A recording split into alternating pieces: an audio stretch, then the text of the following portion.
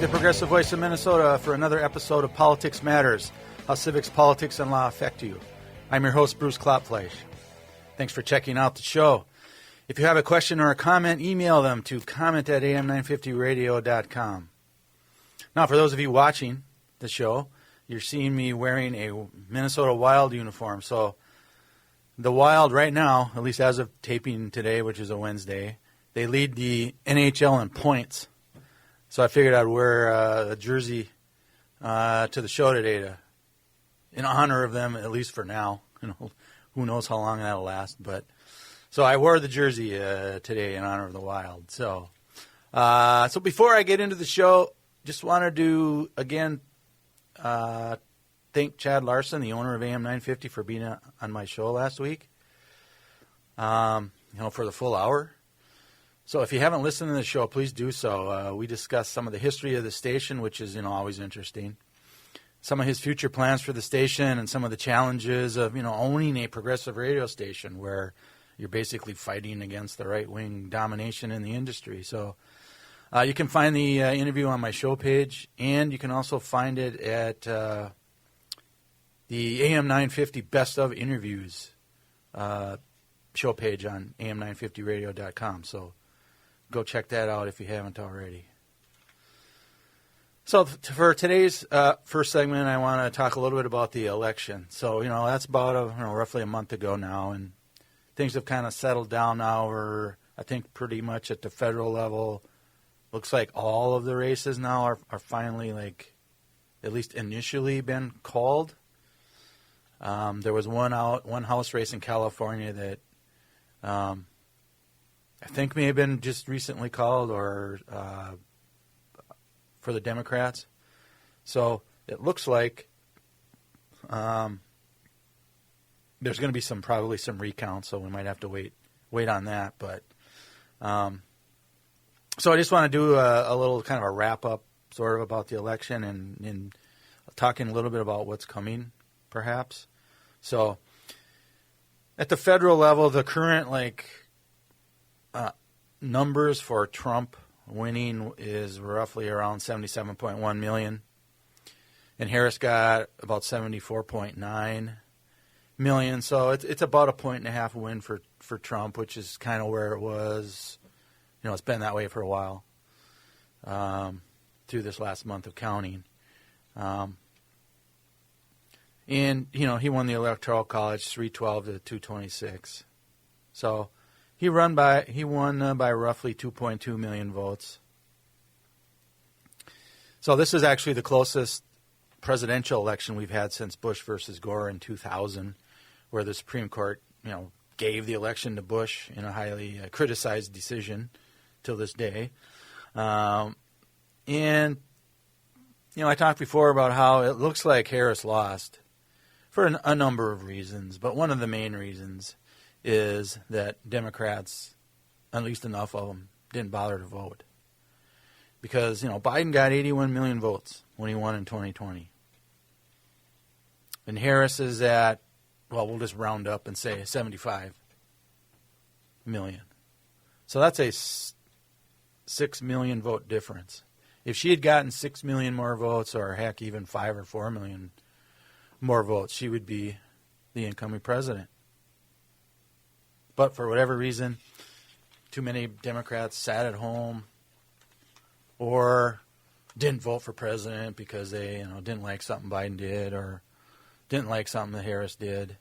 So even though, democracy was on the line, Democrats didn't bother to vote, which of course has led to the Democrats losing the Senate. So it's 53 to 47 now because the last one, the Democrat conceded. So that's done now. So we Democrats had 51. Now we're at 47. So we lost a net of 4 seats there. And the House now, we lost that 220 to 215, although we gained a couple seats from the 2020 election. So we did we did flip a couple seats there overall. So when I checked last night about the last race in California, District 13, Adam Gray had a 187 vote lead over the incumbent Republican John Duarte, and that's the one where I was waiting to see if they've called it or not. Brett, do you know, has that been called from what you've heard? Yeah, the prognosticator I follow, Dave Wasserman over on Twitter X, whatever you call it, says, that one's been called. So 220 to 215, but more interestingly, with all the vacancies, it'll be a one-seat majority, 217 to 215 for a few months. So good luck with that, Mike Johnson. Yeah, I'm going to get into that here too. But, so that one's probably going to be a recount because, last I looked, I think each of them had like over 105,000 votes or something. And I mean, that's a close race. So for, all the people out there saying, well, my vote doesn't really matter. Well, here's a seat in California where it's, under 200 votes probably. So I'm sure there were probably 200 people that sat home thinking, my vote doesn't matter. And, it certainly could have there. So these numbers that I just mentioned, that assumes that any recounts in the House hold like they, were called. I don't think there's any recounts in the Senate races. So here's a couple things about the presidential election. There were roughly 152 million people voted. There's roughly 262 million eligible voters in the United States. So that's only about a 58% turnout rate, which is pretty bad. Not even 60% of the eligible Americans bothered to vote this year. What does that say about our democracy? One of the reasons that I wanted to do this show is, to help educate people more about how the government works and why you should get involved in the government. Well, here's a prime example. Not even 60% of the American people bothered to vote with democracy on the line. And, the end result is just, roughly, kind of predictable to what happened in 2016. Too many people stayed home. Trump beat Clinton in the Electoral College. But this one's even worse, where Trump not only won the Electoral College, but he won the popular vote. So in 2020, the combined vote with Biden and Trump was roughly 155.5 million. So we were even lower than that, even though there were 500 million more people that could vote now than in 2020. I mean, 58% is pretty bad. Democracy survives only when its citizens are educated about the reality of the situation and are trained to use, their critical thinking skills and trained to use reason, to make their votes. But it's certainly not happening these days when 6 in 10 Americans aren't even voting with democracy on the line, right? And then MAGA and Fox News and the whole right-wing media, has a whole different reality out there. And enough people bought into it and will likely continue to buy into it. The Democrats, as I was talking with Chad last week, Democrats need to do something about this. They need to get more involved in the media. And by not doing so, they're just getting killed because they're not challenging the facts that Fox Lies puts out there. And it's 24/7 with them. And when people hear it enough, they're going to believe it. So, please, Democratic Party, you got to get more involved in the media, or you're going to, you're going to get elections like this more and more often. And it turns out Trump didn't even win 50% of the vote. He's at 49.9%. So he didn't even get half the popular vote. So he's running around, and Republicans are running around saying, he won in a landslide. He has a mandate from the people to do all this crappy stuff he's going to do. I don't think so. First of all, he didn't get half the votes. 60% of the people didn't even vote. And a lot of the people that vote have no idea what they voted for. Have no idea what policies he's going to implement. So to say that, you got a mandate and the people want him to do this, I don't think so. There's plenty of people that have no clue. They just, well, I'm going to do Trump because I don't like Biden or I don't like Harris. So they don't have any idea what policies he talked about when they voted for him. So to claim you got some sort of landslide or some sort of mandate is just simply not true. You lost 2 seats in the House overall. That's no mandate.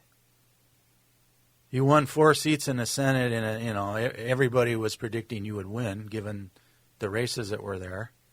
There's no mandate there.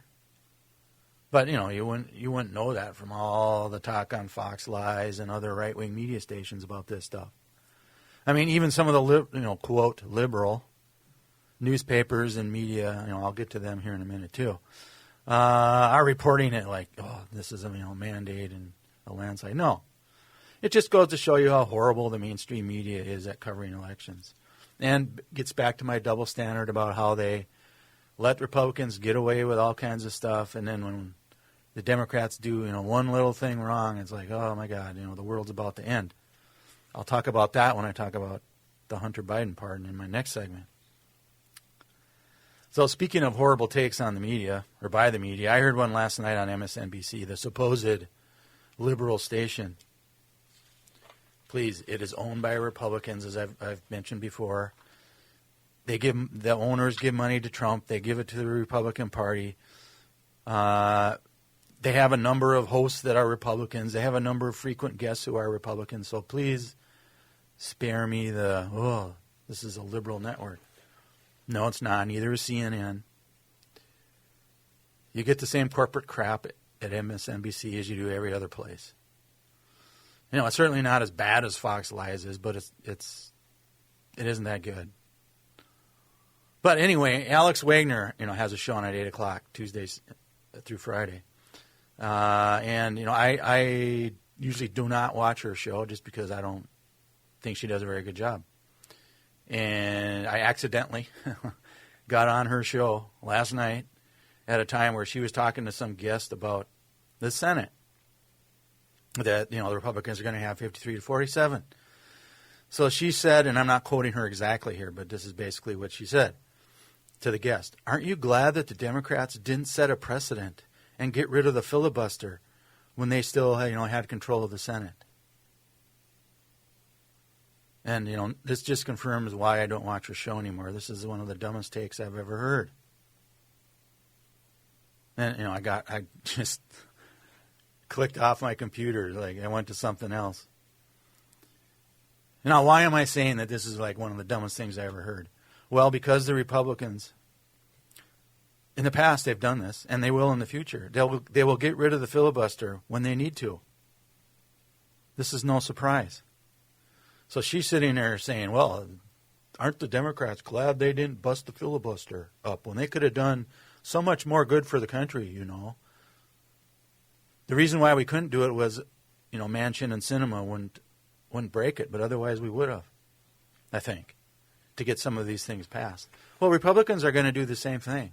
They don't care about tradition or anything like that.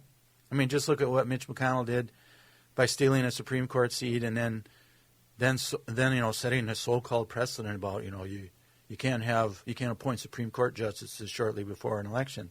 And then, of course, they turn around and do it with Amy Coney Barrett. So, listening to these media people go, aren't you glad that the Democrats didn't get rid of the filibuster and set a precedent? Well, it's a Senate rule. That's all it is. And when the Republicans control the Senate, they can get rid of the filibuster rule whenever they will. And they're going to. So, just listening to crap like that is just, oh, my God. I just couldn't take it anymore. I was begging for the Democrats to get rid of it. But, Manchin, Sinema wouldn't do it. And then, Chuck Schumer, who's the majority leader, he's as much of a corporate hack as anybody else. So, he wouldn't do it. In some cases where he otherwise might have tried to do it. He didn't even try. At least try. At least show your base you're trying to do stuff, Chuck.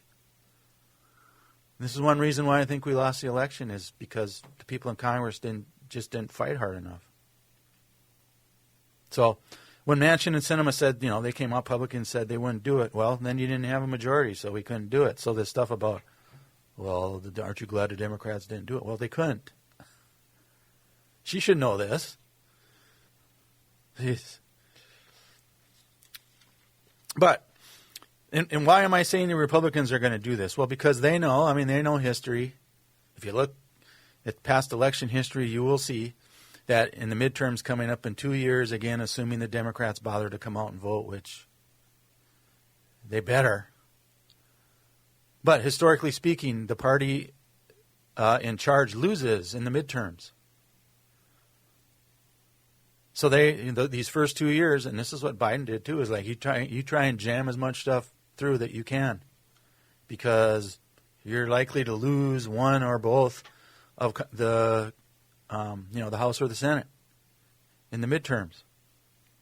So the Republicans know this. They know that there's probably a good chance that they'll lose the House because there's going to be such a slim majority in there anyway. So, geez, media is just, please, come on.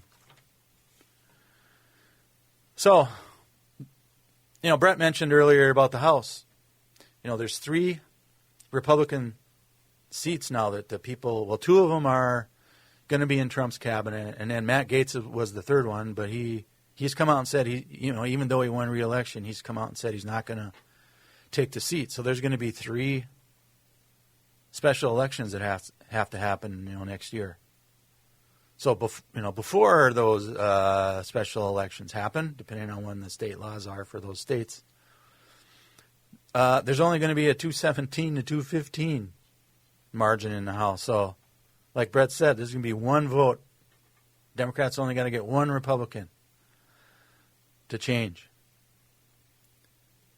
So, if there's 1 Republican who, and there probably are some that won in Harris districts, districts that Harris won, if they want to keep their seat in 2 years, they might have to side with the Democrats periodically.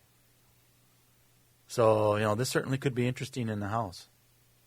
And even assuming that the 3 seats are controlled by the Republicans again, still, you only got a couple seat or a couple vote cushion there. So, speaking of interesting, the Minnesota House looks like it'll still be 67-67 tie there. Second time in our history. But there's 2 lawsuits pending by the Republicans. One is in District 54A, where the Democrat Brad Tabke won by 15 votes after a recount. The Republicans are suing because 21 absentee ballots apparently were somehow accidentally tossed, and they weren't counted. So there's a lawsuit pending there. The other one is in District 40B, which is in the Roseville area, where the DFL candidate easily won, but the Republican is suing, saying he didn't live in the district. The Democrat who won didn't live in the district. So that's going to go to court too. So assuming that the Republicans lose both of these cases, it's going to be a tie. But if the Republicans win 1 or both of these cases, then chaos is going to ensue, because of course the Republicans will say, well, we have the majority now. And, fun times ahead if that happens. And, by the way,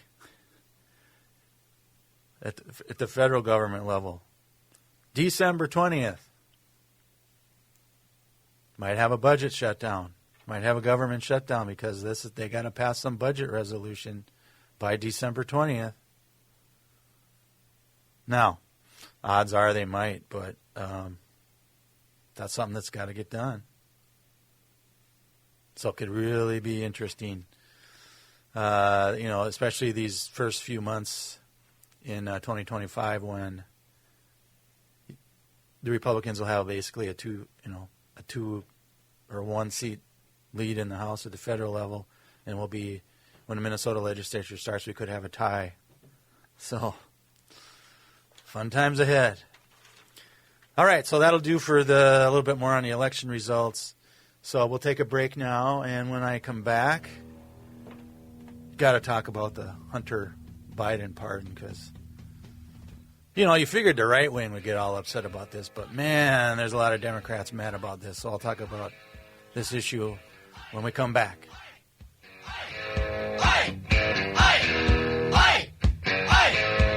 See me right out of that sunset. Here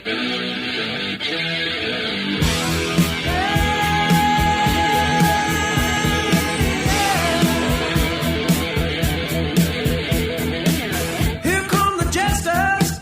All right, welcome back to AM 950, the Progressive Voice of Minnesota, for the second segment here on Politics Matters. I'm your host, Bruce Klopfleisch. So we got to talk about the Hunter Biden pardon here. It's like, oh man, this didn't surprise me at all, by the way. I had been saying, Biden should probably do this. I'll talk about some of my, reasoning for this conclusion here in a little bit, but boy, the hypocrisy by the Republicans, when you compare it to what Trump and who Trump pardoned when he was president first time around is just, again, not surprising. This is what they do.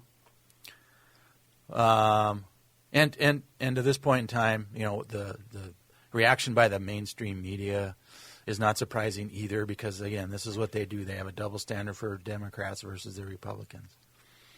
But what is a little bit surprising, just a little, for me, because, this is what Democrats do, is there's, some high-profile Democrats like, Gavin Newsom, the governor of California, and Adam Schiff, the newly elected senator from California, are like, oh, what's he doing? And there's lots of Democrats out there, complaining about this. Now, whether, that number is going to grow or not, who cares? This is which is ultimately my conclusion is going to be like, who cares? Like, the president has this power.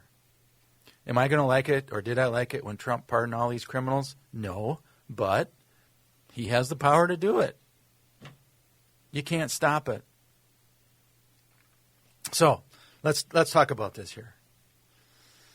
So, not surprisingly, of course, the right is saying, oh, Joe Biden's a liar. He said earlier, he wasn't going to pardon him. So, now he did. He's a liar. And this just proves, there's a Biden crime family. He's got to pardon his kid, right? So these are all predictable reactions by the Republicans. Even they've been investigating Hunter Biden for 4 years. And in particular, the last 2 years in the House. They've been going after him relentlessly after they took control of the House and after the 2022 elections. And all that they came up with is a gun charge where he filled out the form wrong and he didn't pay taxes for a few years.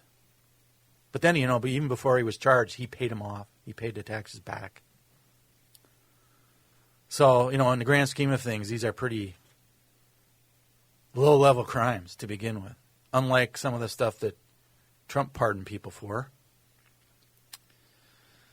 So, some of the Democrats have come out saying, well, this just plays into Trump's narrative that, he's was a victim of a political attack. And by, pardoning Hunter Biden, you're just, feeding into this narrative about that this was a political hit job on Hunter, which it was. We can't let facts get in the way, But, this whole thing about, well, it feeds into Trump's narrative. Trump doesn't care about any narrative. The Republicans don't care about any narrative. They're going to do what they're going to do. Trump has said, how many times has he said this? He's going to pardon all the J6 people. He said this numerous times before the election. So now you're giving him more ammunition to pardon him? Like, no, he doesn't care about this. He knows how the pardon system works. This is just BS, all this stuff. And this is one reason why I think the Democrats lose elections. They shouldn't be out attacking their own here. Biden's on his way out. Hunter Biden was a victim of a political hit job. Why are you doing this, Democrats? You're not even supporting something that the president can do lawfully under the Constitution. Now, you can privately criticize it, but do you have to go out and make a public crap show out of it like you're doing now? Yeah, this is really going to help the Democratic brand. Jeez. So in a previous show, I covered the pardon power, which is in Article 2, Section 2, Clause 1 of the Constitution, that says that the President shall have the power to grant reprieves and pardons for offenses against the United States, except in impeachment cases. So the President has the sole power to do these pardons. You don't need anybody's permission to do it. The President has the sole power to do this. The offenses have to be against the United States, meaning they have to be federal crimes, not state crimes. Federal crimes. Hunter Biden's crimes were federal crimes, and they don't involve impeachment. So Joe Biden could pardon him, which he did. There aren't any conditions on pardons in the Constitution. Biden has the power to do this. You may not like it, but he has the power and he did it. You know, we've had past Democratic presidents pardon, relatives of theirs. Jimmy Carter did it. Bill Clinton did it. But boy, when Joe Biden does it, oh my God, we can't do it. We can't have this. It's like, what are you talking about? Well, if you're saying, well, he lied. He said he wouldn't do it. Well, let's look at that a little bit more. Because I don't think that argument holds any water either. Because the circumstances have changed. When Biden was saying all this stuff that he's not going to pardon him, he was running for president. Newsflash, Democrats, he didn't. He pulled out. We didn't vote for him for president. Secondly, he was going to let the case go to trial. The cases had not been to trial yet when he was saying this. He's like, I'm going to let the justice system take its course. Okay, which he did. It did. He didn't interfere with the cases. So what has changed? Well, he didn't run for president, after all. That's a big change. He's, leaving office. And these two cases, that I'm going to talk about here in a minute, were hardly cases that ever get brought to prosecution. If you ask, federal prosecutors, even some state prosecutors, these cases are hardly ever brought. If you look at the data, if you look at the facts, I know it's hard to do sometimes, especially if you're a Republican. These charges that he had are very rarely filed, if even at all. Right, very rarely. So, one of the charges was he lied on a form to buy a firearm. Something that probably thousands of people do. Okay, if you're thinking, wow, thousands, come on, Klopfleisch, it's a little too high of a number. Well, okay, hundreds of people do. They don't get charged for it, but Hunter Biden did. Now, what did he do? Well, the form, he said he didn't use drugs when he did. He admitted it. But the gun that he only had it for a week. Now, that's another fact that plays into this decision by Joe Biden, too. It's not like he had it for a long time. It's not like he used it. He had it for a week. The second case involving the unpaid taxes, he paid them back, even before he was prosecuted. Now, how many people get threatened by the IRS to, pay back your taxes? And a lot of people do. They don't get charged. The IRS says, thank you very much for the money. See ya. Unless you're some, career offender or, you're talking about like millions of dollars or something, which wasn't the case with him. Okay? He paid it back. But yet, a Republican prosecutor, by the way, Now, if I'd been Joe Biden, I would have gotten rid of that Republican prosecutor when I became president. But, he let him stay on. He didn't want it to look political. It's like, well, I bet he wishes he changed his mind after what happened here. But, this is another reason for giving him the pardon. So because these are cases that typically don't get charged, or, if they do, let's assume that, they do. These are resolved by a plea deal. Because, again, they're pretty minor charges in the grand scheme of things. Yes, they are felonies. But oftentimes the way these cases get resolved is you don't even get convicted. You could plead guilty to it, but then you're put on probation, you do community service, you pay a fine, you pay back your taxes, right? And you can get that conviction reduced down to a misdemeanor, or in some cases they just continue the case. As long as you do what you're supposed to do when you're off of probation, the case goes away. I mean, that happens all the time in federal court and state court when you're dealing with crimes like these. Fairly low-level crimes. And they did make a deal originally. I think a lot of Democrats forgot about this. They did make a deal, but a Republican judge appointed by Trump wouldn't accept the deal. So they either had to go to trial or they had to plead guilty. So he pled guilty to the tax case in California, because that's where he was at the time with he didn't pay the taxes. And then he was found guilty after a trial in the gun case in the state of Delaware, which is where he was at that point in time. So he was due to get sentenced later this month. And, the pardon now ends the case. So, I've been saying this for a while. Imagine if Hunter Biden was just some regular dude that did this. He would not have been charged. I mean, let's be real here. If he was just some regular guy, they wouldn't have went after him. So to sit there and say, well, this isn't a political hit job. Yeah, it was. This is a case where he was treated differently because he was Joe Biden's kid. If he was just some regular guy like you and me, we wouldn't have got prosecuted for, checking a wrong box on a form and not paying taxes for a few years, but then paying them back. We wouldn't have been treated this way. He was treated differently because he was Joe Biden's kid. I mean, that's the bottom line here. They tried to give him a plea deal, and the judge wouldn't do it.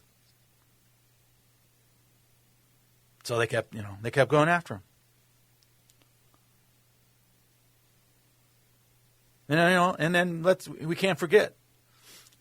Donald Trump says he's going to go after Hunter Biden. Kash Patel, who might be, heaven help us, if he is, the FBI director, has said he's going to go after Hunter Biden. Matt Gaetz, before he was, booted out as the Attorney General nominee, said he was going to go after Hunter Biden. This is not justice that these clowns are trying to do. So what President Biden did is, again, you can disagree with what he did, but it's his version of justice. As the president, he can do this. Plus, what do you think is going to happen to Hunter when he's in prison? He would probably get provided with extra protection, may even have to be put in solitary confinement for his own protection. And then what happened to him once he got out? With the Republicans in charge. I mean, with all this new information, Biden changed his mind. But boy, the press and the Democrats just howling about this. Now, I guess maybe it's because they're calling him a liar, but what proof is there that he lied about this? New information came about. He changed his mind. And let's just assume, let's assume he lied. Politicians lie all the time. Newsflash there too, right? I mean, this is nothing new. Politicians lie all the time. This is nothing new here. So this treatment by the press, just gets back to the double standard that I talked about, in an earlier show. And was the press howling when Trump pardoned Mike Flynn, Roger Stone, and Paul Manafort, and war criminals? No. But boy, when it's Hunter Biden's kid about some low-level felonies, they're all over this feeding frenzy. And you just watch. It's going to last. This will be in the news forever. But not when Trump did it. So when Trump takes over, if he pardons all these January 6th people, I don't know if he is, but if he does, well, you can bitch all you want about it, but he's got the power to do it. But is the press going to howl about this? Well, maybe they will for a day or two, but then it's over, right? No, they're not going to care about it. Here's another thing to kind of think about. Let's say Donald Trump Jr., when Trump's president, Donald Trump Jr. gets charged with a crime someplace in the federal, because remember, it's got to be a federal crime to get it pardoned. If it's a state crime, president can't pardon a state crime. That's got to be the governor. But let's just assume Donald Trump Jr. gets charged somewhere, somewhere in California, the liberal bastion of California, right? You don't think Trump will pardon him immediately? He might even pardon him before he was even charged, right? Is the press going to howl about that when that happens? No. They're not going to do it. So, I think what this boils down to is just, Biden lied. So, this is a way, to get attention by the press. But, they seem to forget that Trump lied over 40,000 times, probably even a lot more than that, during his first term. Nobody cared. They didn't cover it like they should have. But boy, when Biden does it once, again, assuming that he lied, oh boy, people are just treated so differently. The priorities are just not there. We are on the brink of fascism, and you're crying about Joe Biden pardoning his son. And finally, let's look at, if let's say you're the president, you're not going to pardon your kid in the same sort of circumstances as Hunter Biden's in? Come on. You'd do it too. All right, so I might talk about this later, but that's enough for now on the Hunter Biden pardon. So when we come back from the break, we're going to talk about freedom of speech. The next part of the First Amendment here. So we'll get into our civics segment after this.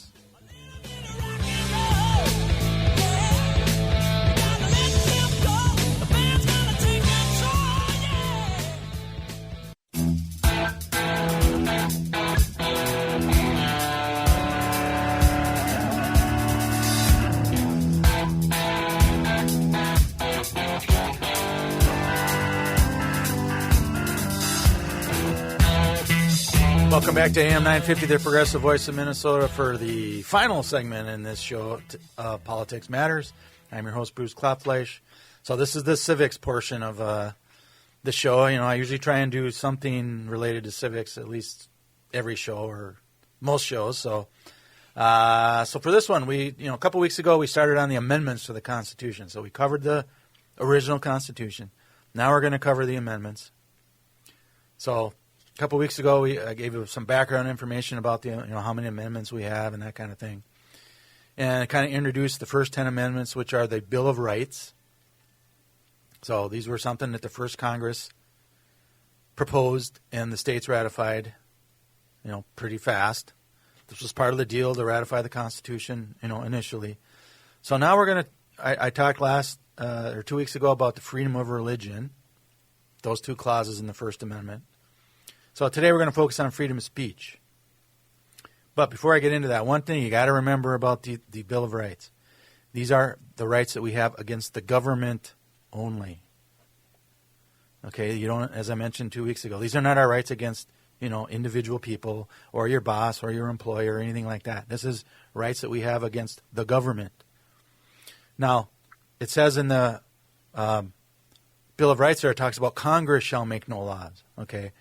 over time, the Supreme Court, especially after the 14th Amendment was adopted, has applied all of these Bill of Rights to state and local governments as well. So even though it says Congress shall, not pass laws or whatever the wording is there, it applies to all of the governments that we have in our system here. So, but just remember, these are rights against the government. That's it.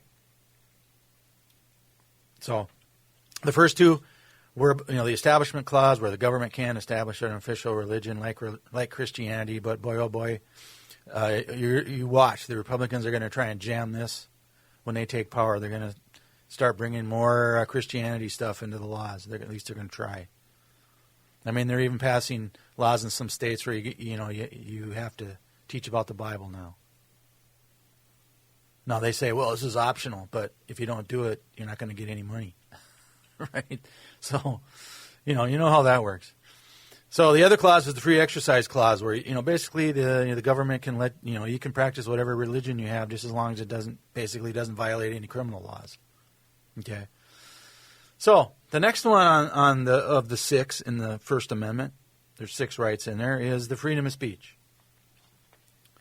Okay, it says Congress can't abridge the freedom of speech, meaning they can't get rid of freedom of speech. Well, what does freedom of speech mean? Of course, they have no definition. That's all it says, freedom of speech. Okay, as I noted 2 weeks ago, and I'll keep saying this, it's whatever the Supreme Court says it is. That's the answer. Okay, because they are the ones who ultimately interpret the Constitution, right? So whatever they say goes. Which is why, again, they've been increasing religious rights here lately on that 6-3 conservative Republican court. Get ready for more cases going up there. But there are many different kinds of speech. I'm not going to go through all of them here. I'm going to go through some of them. But there's oral speech, talking to somebody or talking on a television or whatever it is, right? And then there's written speech, like, writing for a newspaper or doing some papers and publishing them or whatever. There's symbolic speech. So this is where, you can, as your right to protest, you can burn the American flag. That's called symbolic speech. You're using symbols as a form of speech. There's commercial speech, like TV ads that corporations do, plus over the years corporations have used this type of speech to get more rights so that they can, legally bribe politicians and lie in their ads. I mean, a lot of these Medicare Advantage ads, I mean, there's lies all over them.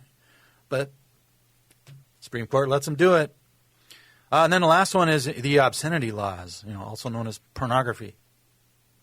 Right? These are some of the examples that involve freedom of speech. So the basic idea here is that Americans can criticize public officials and the actions of these public officials without fear of getting thrown in jail or prosecuted with a crime. Because back, at the time of the Revolutionary War and even before that, lots of people were being tossed into jail by the British because they were criticizing the British government or the policies of the British or the king, right? So they were getting either prosecuted or just plain old thrown in jail for stuff that they were saying. So all the Founding Fathers, this was part of the deal to pass the Constitution. They put freedom of speech in there. But this doesn't mean you can just say or do whatever you want. Okay? And I'm going to say this, especially when I talk about the Second Amendment. Okay? Congress, or your state governments for that matter, but we're just talking about Congress here, they can pass certain laws to regulate your freedom of speech. It's not an absolute right. There are some limits. So the government needs to show a substantial, or sometimes it's called compelling, government interest to justify the restriction.